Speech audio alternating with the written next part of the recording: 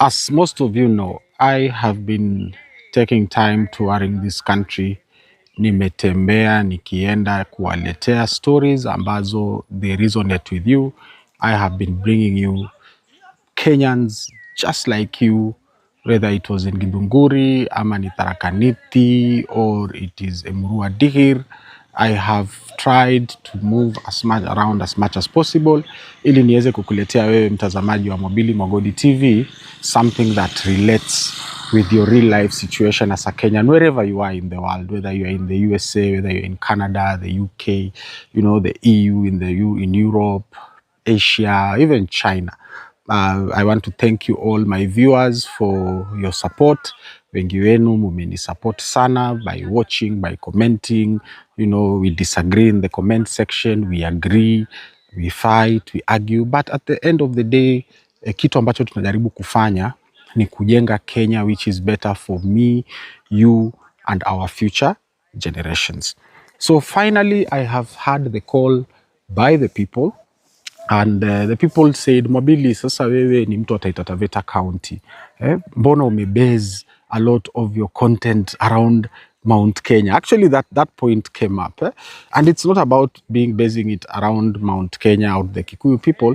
It was mostly because it is mostly because mimi naishi Nairobi, especially specifically naishi Kiambu. And a lot of the content that I have generated for the past few months imekuwa because I am there and near or around the areas and the action comes from. So finally, on the 5th of June, I came home.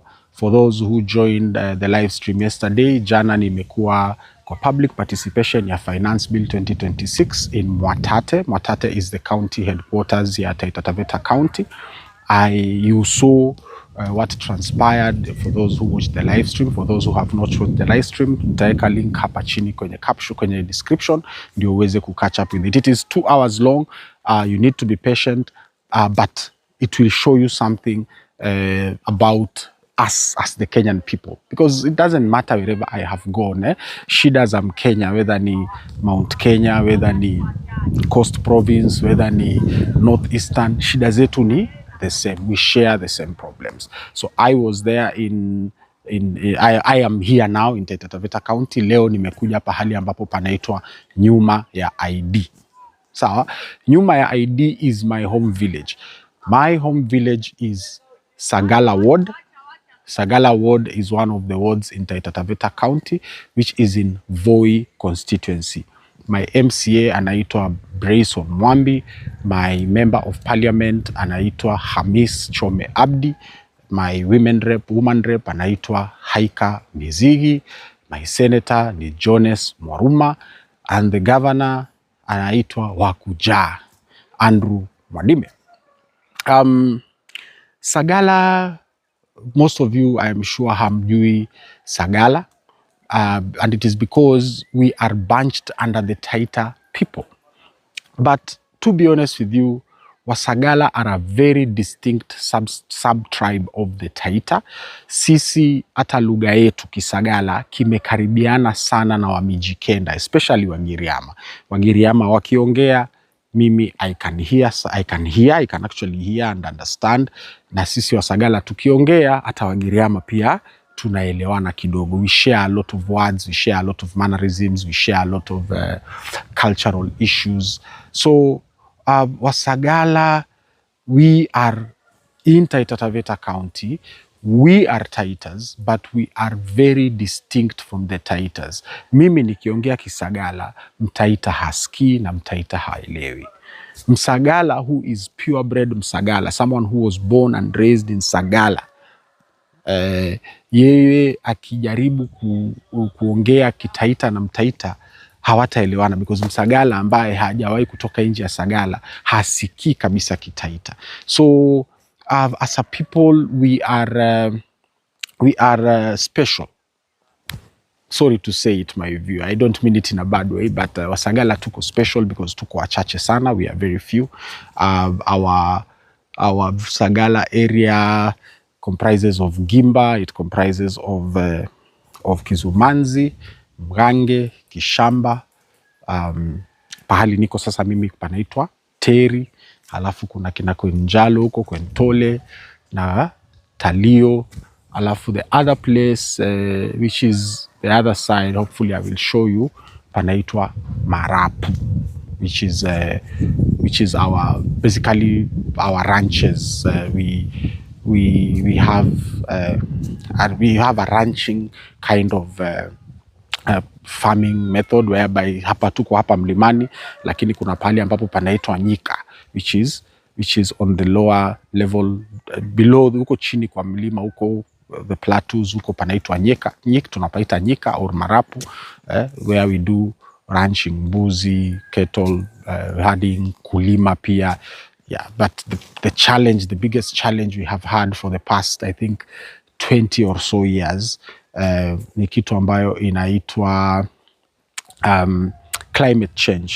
We have been adversely faced by challenges of climate change. The weather in Sagalla has changed rapidly. This is June. Normally at a time like this in Sagalla, it used to be very cold when I was a child here in the mid 1990s. Nikiwa mtoto huku nikisoma hapa, nilisoma shule hapa karibu inaitwa Mlondo Primary School. Mimi sahi niko pale ambapo panaitwa Mwalangi, which is a big stadium. I'm sorry I could not do the background on the other side kwa sababu jua liko pale na sasa you could not see me on the camera. So I will just turn the camera around, alafu nitawaonyesha. Hapa Mwalangi, we have a stadium here. I used to play football here with my childhood friends, akina George Mawasi, akina Andrew Fire, you know, like this is a lot of memories being here for me. It's very emotional for me kufika hapa nyumbani na kuweza kuwaambia what is going on about Sagalla na Wasagalla. Our main source of income ilikuwa ni farming, just, you know, ile tunaitaje ile, sio ile farming yani ya mashamba makubwa, no, just subsistence farming. Tulikuwa tunalima sana hapa tukiwa watoto, but say due to climate change, weather vile imebadilika, it is a little different, and you will see, I will try and show you vile mambo yamebadilika, hali ya anga imebadilika. When the power saw came in the late 90s, early 2000s, a lot of our forested land was ilikatwa. Miti yetu mingi sana ilikatwa. It was never replaced, and now we are suffering the consequences. We have a very big challenge ya maji. Water is a very limited resource here, and especially now when there are no rains like this, wananchi wanateseka sana na maji.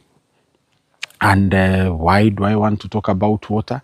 It is because right here in Mwalangi, I am going to show you something, and I want you as my viewer tusemezane, tuambiane, kweli, is this fair to the people? So this is Mwalangi Stadium. This is where we used to play football when I was a child here in the late 1990s and the early 2000s.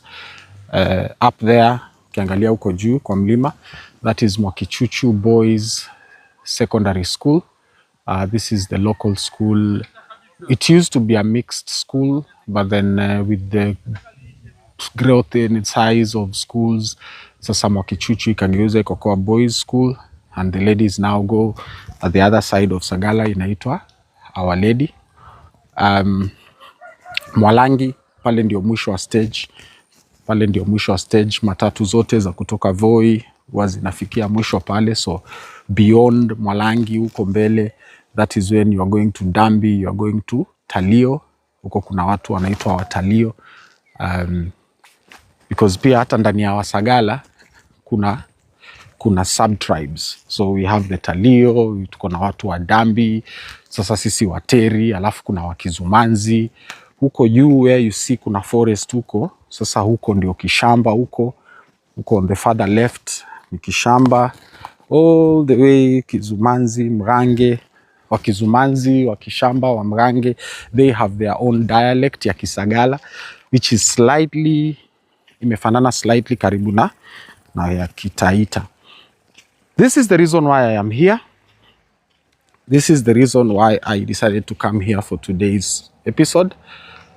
Mnaona hii hapa ni project ya county government of Taita Taveta, drilling of Ray borehole, negotiation number 1663100-2/2024-2025, financial year 2024, county government, funded by county government of Taita, employer Department of Water, Sanitation, Environment and Climate Change and National Resources, Chief Officer, Department of Water and Sanitation. Mmeona hiyo. So this is a project that was done in 2024, and this is the current status of the borehole.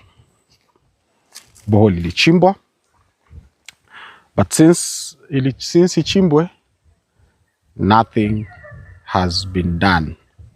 And like I was telling you earlier, we have a very big problem ya maji. Water is an extremely limited resource for us. All our rivers dried up after the advent of the power saw, miti forest zetu miti ikaangushwa, and this is what is going on. So viewers of the Mabili Magodi TV channel on YouTube, have you visited your village ukaona projects ambazo county government yako inatekeleza jameni? Because this, I have nothing to tell you.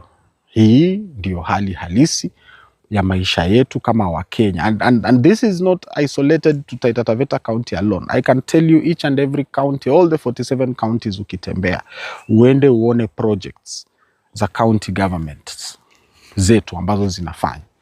Kwa kweli, governor wakuja, MCA Bryson Mwambi, is this fair to the people of Sagalla? Is this fair to the citizens of the Republic of Kenya? Asanteni sana for your support, my viewers. Asanteni sana for funding these trips. I am going to try and document as much as possible here in Taita Taveta County during my stay here. I only have one day.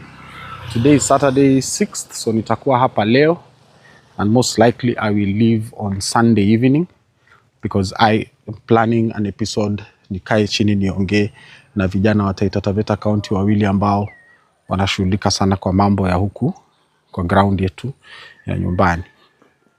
Thank you very much for joining me. As usual, the number is 0799428109 for those who support the channel regularly by funding it. Asanteni sana sana sana.